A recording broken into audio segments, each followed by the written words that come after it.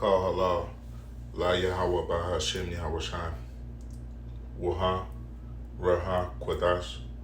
All praises and glory go to you, Lord.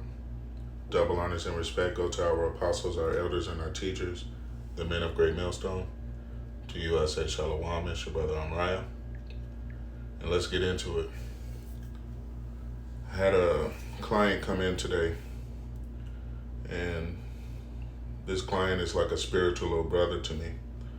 But today he came in a very effeminate spirit over the recent breakup of a female who has now began to bring her new suitor or new boyfriend around him as a means of making him jealous in some kind of way.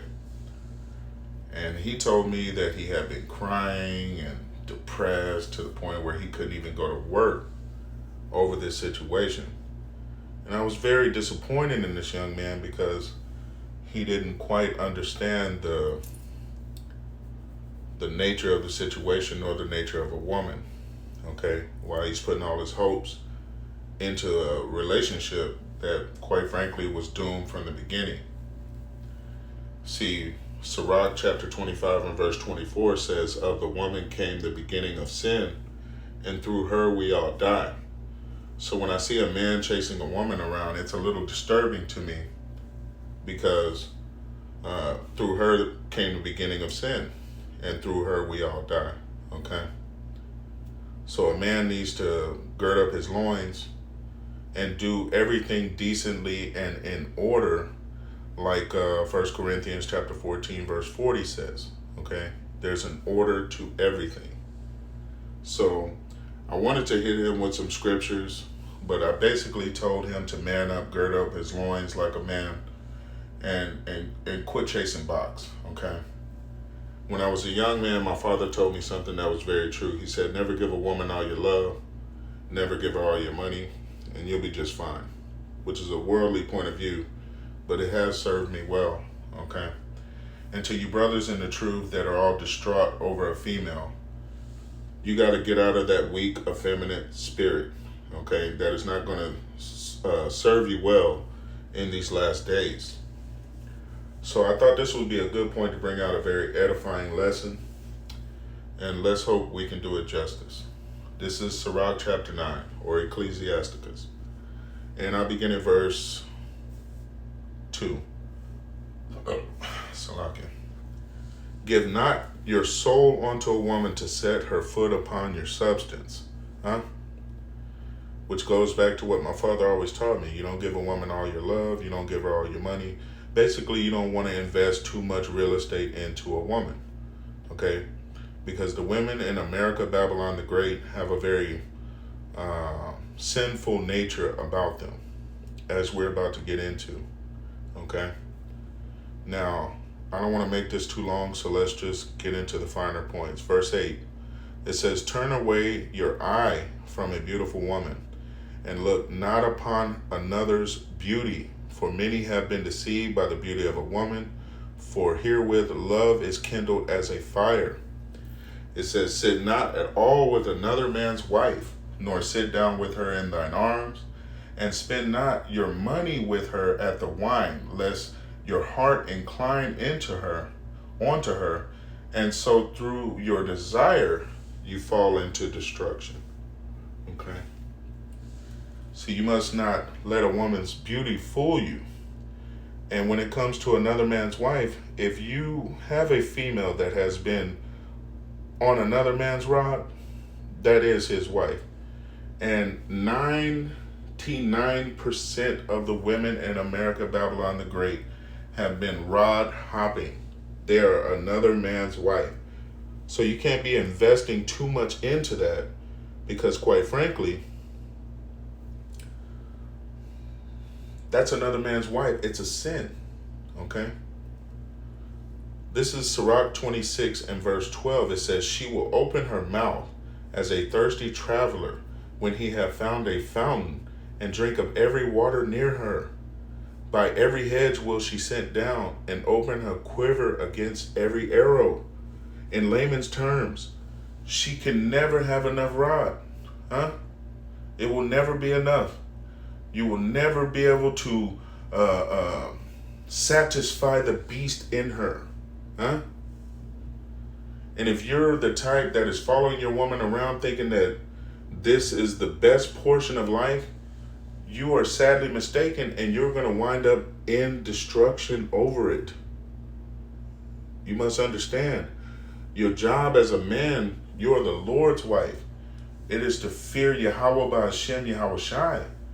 Yahweh is whom you ignorantly call God. Yahweh Shai is his son. Your job is to fear them. And by fearing them, you must follow the law, statutes, and commandments. Huh? Make your body a living sacrifice. Huh? Put the word first. Put God first. Huh? And all God means is power. Put your power first. And then, and only then, maybe he will be merciful enough to send you a godly woman. Though they're few and far between, there are some out there, and the Lord does have them at his ready. This is verse 23.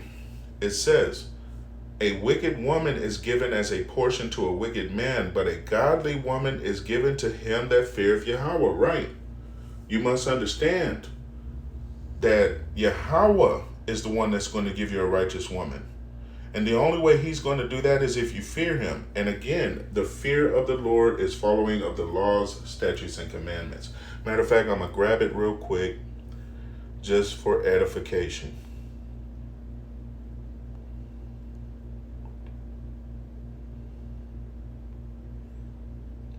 This is Sirach, chapter 19, verse 18. The fear of Yahweh is the first step to be accepted of him, and wisdom obtaineth his love. The knowledge of the commandments of the Lord is the doctrine of life, and they that do the things that please him shall receive the fruit of the tree of immortality. The fear of Yahweh is all wisdom, and in all wisdom is the performance of the law and the knowledge of his omnipotency.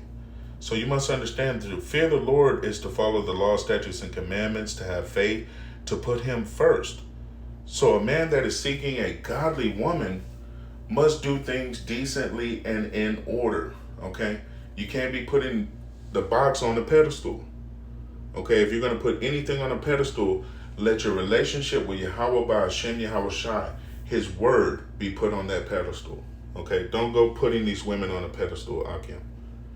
Now, when it says, and we're back at chapter 9, verse 8, it says, turn away thine eye from a beautiful woman, and look not upon another's beauty, for many have been deceived, lied to by the beauty of a woman, okay? You can't tell what lies underneath, behind those beautiful eyes and those curves, maybe those long hairs, etc., etc. And this is this is hard for me because a lot of the women of my tribe, not that attractive. Okay, so obviously you'd be looking at other women for the most part. Though there are some attractive women in the tribe of Judah, for the most part, big bellies, overweight, no hair, not that attractive. Okay, so this wasn't hard for me anyway, because I've always known not the best in the bunch, so to speak. Okay, now without making this too long, I'm gonna go ahead and go to chapter 25 to finish this out. Now I'll begin in verse 18. And we'll begin at verse 17. The wickedness of a woman changes her face, Salaki, and darkeneth her countenance like sackcloth. Her husband shall sit among his neighbors, and when he heareth it, shall sigh bitterly. She will bring you to shame, my boy. Okay? That whole putting a wicked woman first in your life, trying to please her, being an effeminate little bitch, you're going to wind up sighing bitterly, being ashamed of that relationship. Okay? Because that is nothing to be proud of, to have a woman that is full of whoredoms, that will sit down by every well and drink thirstily. She'll drink up every man's batter. She'll let every man put his arrow in her. That is not a good thing. That is not something to be proud of, okay? And that's not something you should be crying over when you lose it, okay? You got to man up in these last days. That is not the spirit to be in, okay? Verse 19. All wickedness is but little to the wickedness of a woman. Let the portion of a sinner fall upon her, okay? So all wickedness is little to the wickedness of a woman. You must understand, this young man that I talked to this morning, like a spiritual little brother to me, you can't be getting all in your feelings over a female, because quite frankly, in these last days, they're wicked, okay? A majority of them are wicked, though there are some exceptions to the rule. For the most part, the women in America, Babylon the Great, are a no-go for you that are seeking the truth, okay? Seek first the kingdom of heaven and all of its glory, and then these things shall be added onto you, okay? Because a godly woman is added on to a man who fear Yahweh, ahchyam, Yahweh Shai. And we've already went through that definition, so you understand well what it means. Verse 20, verse 21. Stumble not at the beauty of a woman, and desire her not for pleasure, okay? Because a woman was designed to be a helpmeet, not your personal little, sex toy. So at the end of the day, if you're looking for a good woman, it's not always going to be about pleasure and all this other things. Those are benefits that come along with that relationship. However, those are not the foundations of why she was put into your life. If you have a godly woman that was a help for yourself from Yahweh ahchyam, Yahweh Shai, after you have proven to be one who fears Yahweh ahchyam, Yahweh Shai.